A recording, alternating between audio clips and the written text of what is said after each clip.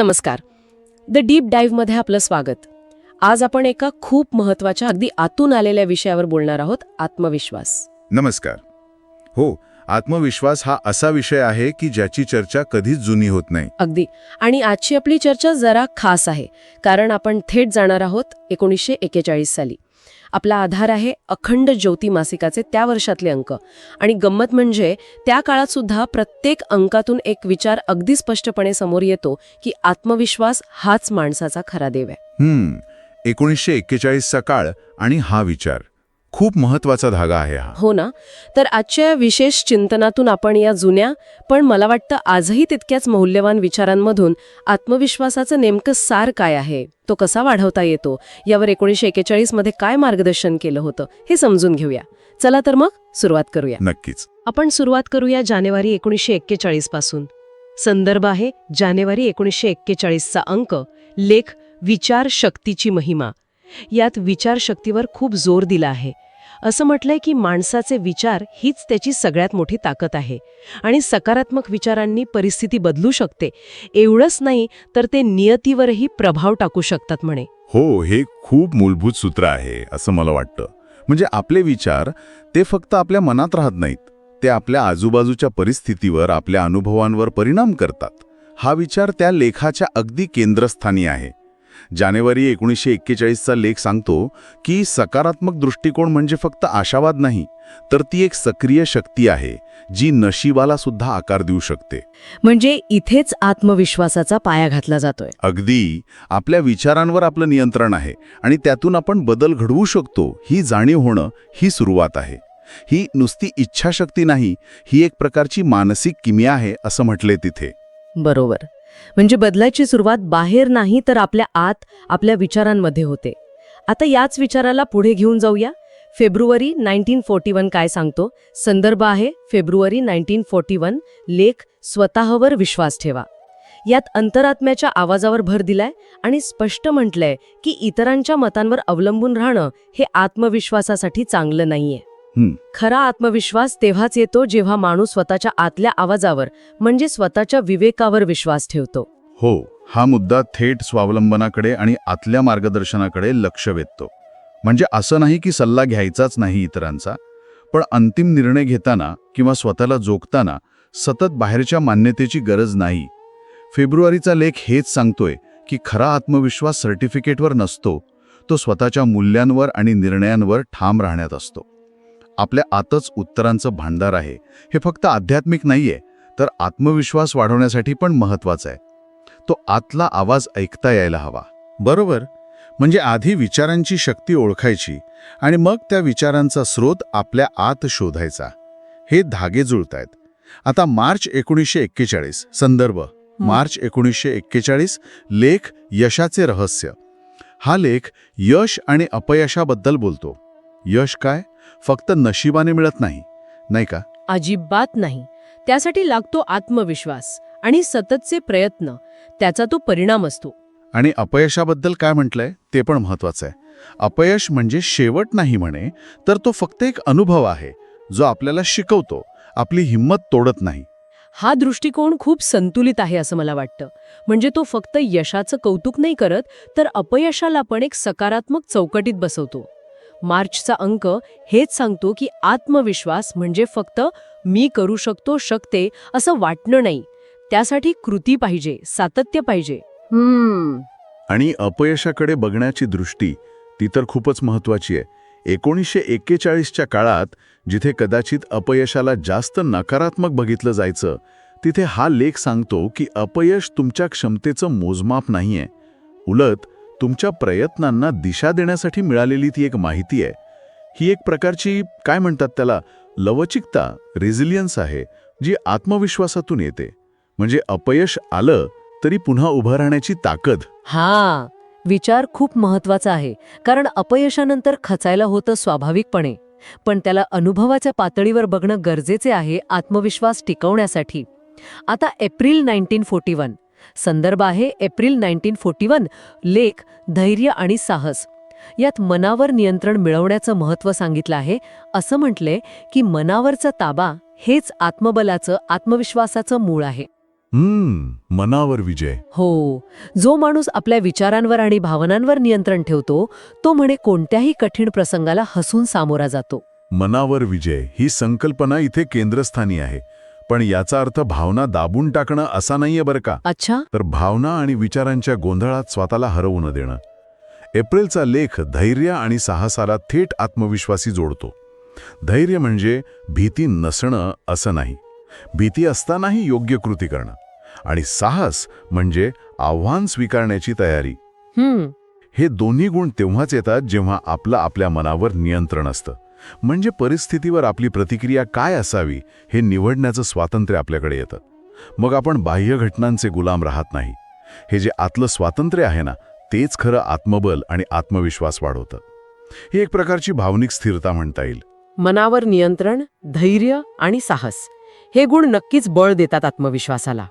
आता पुढे मे 1941चा संदेश काय आहे? संदर्भ मे 1941. लेख आपली क्षमता ओळखा. हा लेख निराशावादावर जोरदार टीका करतो. म्हणतो निराशा सोडा आणि उत्साह धरा. कारण निराशा हे कमकुवतपणाचं लक्षण आहे. याउलट उत्साह आणि आत्मविश्वास जर एकत्र आले तर ते अंधारालाही प्रकाशात बदलू शकतात. किती सकारात्मक विचार आहे. पण निराशा तिला झाकून टाकते.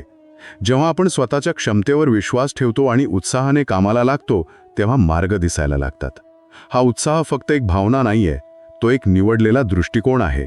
दृष्टिकोन? हो, जणू काही आत्मविश्वास ही गाडी असेल तर उत्साह आहे त्याचं इंधन आहे. तो टिकून धरणं महत्वाचं आहे. खरंय, उत्साहाशिवाय कृती करणं खूप कठीण आहे. आता जून 1941 पाहूया. संदर्भ जून 1941. लेख साधना आणि आत्मबल. इथे निश्चयाच्या शक्तीवर आणि साधनेवर भर दिला आहे. लेख म्हणतो की आत्मविश्वास काही वारसा हक्काने मिळत नाही, तो सहज मिळत नाही, तो साधनेचा परिणाम आहे. इथे साधना म्हणजे काय असेल नक्की? हा मुद्दा महत्वाचा आहे. आत्मविश्वास कसा तयार करायचा यावर हा लेख प्रकाश टाकतो. जूनचा लेख स्पष्ट करतो की आत्मविश्वास हा स्नायूसारखा आहे. स्नायूसारखा? हो, जसा व्यायाम करून स्नायू बळकट होतो तसाच आत्मविश्वास जाणीवपूर्वक केलेल्या प्रयत्नांनी म्हणजे साधनेने वाढतो. इथे साधना म्हणजे फक्त पूजा किंवा धार्मिक क्रिया नाही, तर नियमित, शिस्तबद्ध आणि जाणीवपूर्वक केलेला सराव किंवा प्रयत्न. म्हणजे स्वतःवर काम करणं. मग ते एखादं कौशल्य शिकणं असो, विचारांवर नियंत्रण मिळवण्याचा सराव असो किंवा ध्येयाकडे सतत चालत राहणं असो. दृढनिश्चय आणि ही सातत्यपूर्ण साधना, यातूनच खरा आत्मबल, खरा आत्मविश्वास तयार होतो. तो फक्त इच्छेचा परिणाम नाही, तर कृतीचा आणि सरावाचा परिणाम आहे.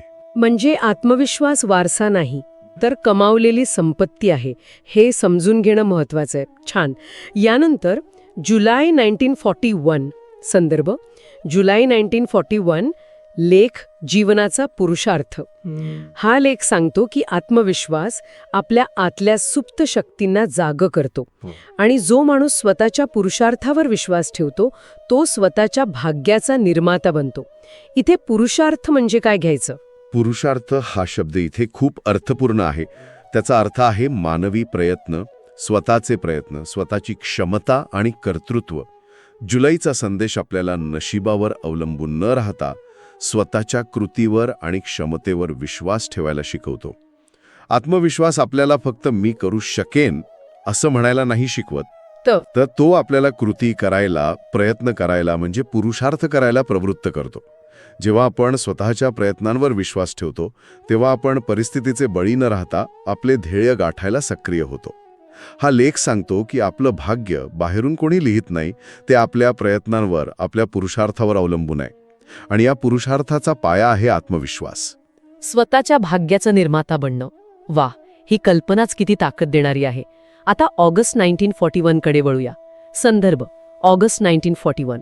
लेख मनुष्य आपली तकदीर स्वतः बनवतो. हा विचार पुन्हा एकदा येतोय. यात विचारांच्या क्रांतीबद्दल सांगितलंय. आपले विचारच आपलं भाग्य घडवतात. आणि पुढे जाऊन म्हटलंय की जो स्वतःवर पूर्ण विश्वास ठेवतो तो देवासारखा सर्जनशील बनतो. हा विचार जानेवारीच्या विचारांना अजून एका वेगळ्या पातळीवर नेतो. इथे फक्त विचारांचा परिस्थितीवर परिणाम नाही, तर ते आपलं नशीब घडवतात असं म्हटलंय. म्हणजे आपल्या विचारांची गुणवत्ता, त्यांची दिशा आपल्या जीवनाची एकूण दिशा ठरवते. आणि देवासारखा सर्जनशील बनतो याचा अर्थ खूप खोल आहे. काय असेल तो अर्थ? म्हणजे बघा, जेव्हा आपण आपल्या क्षमतेवर, आपल्या आतल्या शक्तीवर पूर्ण विश्वास ठेवतो, तेव्हा आपण फक्त प्रतिक्रिया देत नाही, आपण नवीन गोष्टी निर्माण करू शकतो, आपण आपलं वास्तव स्वतः घडवू शकतो. ही सर्जनशीलता फक्त कला किंवा विज्ञानापुरती नाहीये, ती आपलं जीवन घडवण्याबद्दल आहे. स्वतःवरचा विश्वास आपल्याला ही निर्मितीची क्षमता देतो. म्हणजे आपण केवळ नशिबाचे गुलाम नाहीत, तर निर्माते आहोत. हा आत्मविश्वास देणारा विचार आहे, नक्कीच. यानंतर सप्टेंबर 1941, संदर्भ सप्टेंबर 1941, लेख अविचल मनुष्य.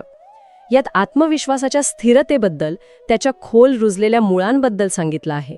जो माणूस कठीण परिस्थितीतही डगमगत नाही, स्थिर राहतो, तोच खरा साधक, खरा आत्मविश्वासी. बरोबर, इथे स्थिरता किंवा अविचलतेवर भर आहे.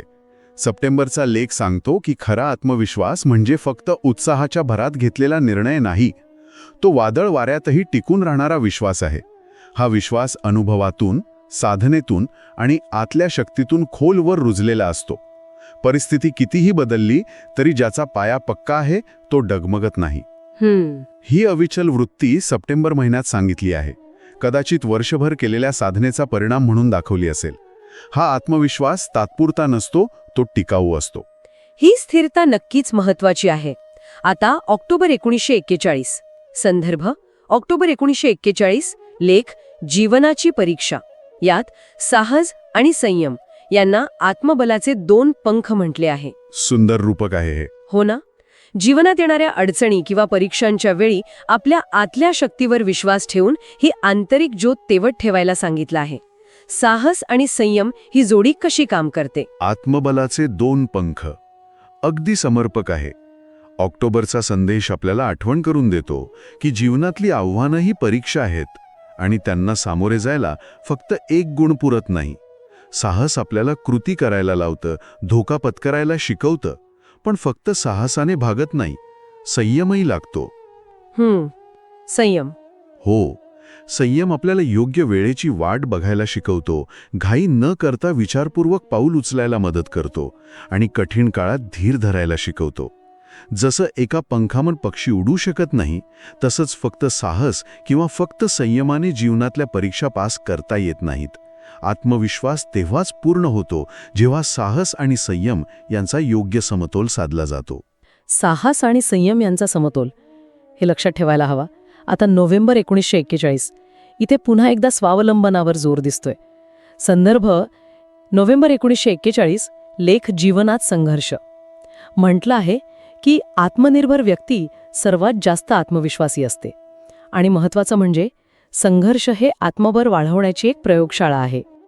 तेव्हा आपला आत्मविश्वास आपोआप वाढतो आणि संघर्षाकडे बघण्याचा दृष्टिकोनही बदलतो. संघर्ष म्हणजे संकट नाही, तर ती एक संधी आहे, स्वतःला आजमावण्याची, आपल्या मर्यादा ओळखण्याची आणि त्या ओलांडण्याची.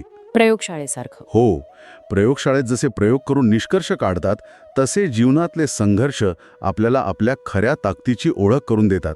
म्हणून संघर्षाला न घाबरता त्याला आत्मविकासाचं एक साधन मानणं हा या लेखाचा गाभा आहे. आणि अखेर आपण वर्षाच्या शेवटच्या टप्प्यात आलो आहोत. डिसेंबर 1941, संदर्भ डिसेंबर 1941, लेख नवजीवनाची सुरुवात. यात पुन्हा आत्मनियंत्रण आणि साधनेवर भर दिला आहे. जणू काही वर्षभरात शिकलेल्या गोष्टींची उजळणी करून नवीन वर्षाच्या सुरुवातीला आपल्या आतली ज्योत पुन्हा जागृत करण्याचं आवाहन केलंय. आत्मनियंत्रण, साधना आणि विश्वास हाच नवीन चांगल्या जीवनाचा मंत्र आहे, असं म्हटलं आहे. अगदी बरोबर.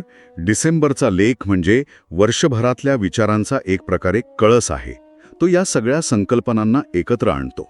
विचारांची शक्ती, स्वतःची ओळख, स्वावलंबन, प्रयत्न, संयम, साहस, स्थिरता आणि या सगळ्यासाठी आवश्यक असलेलं आत्मनियंत्रण आणि सततची साधना.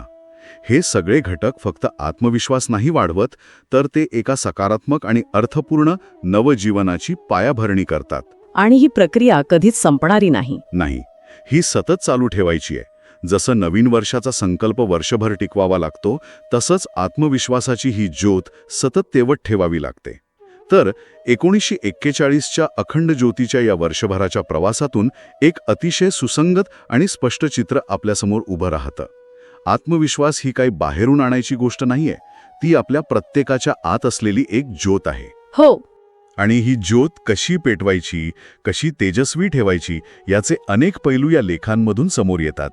सकारात्मक विचार, स्वतःवर विश्वास, सतत प्रयत्न म्हणजे साधना, अपयशातून शिकणं, धैर्य, साहस, संयम, स्थिरता, स्वावलंबन आणि सर्वात महत्त्वाचं म्हणजे आपल्या आतल्या असीम शक्तीवरचा विश्वास.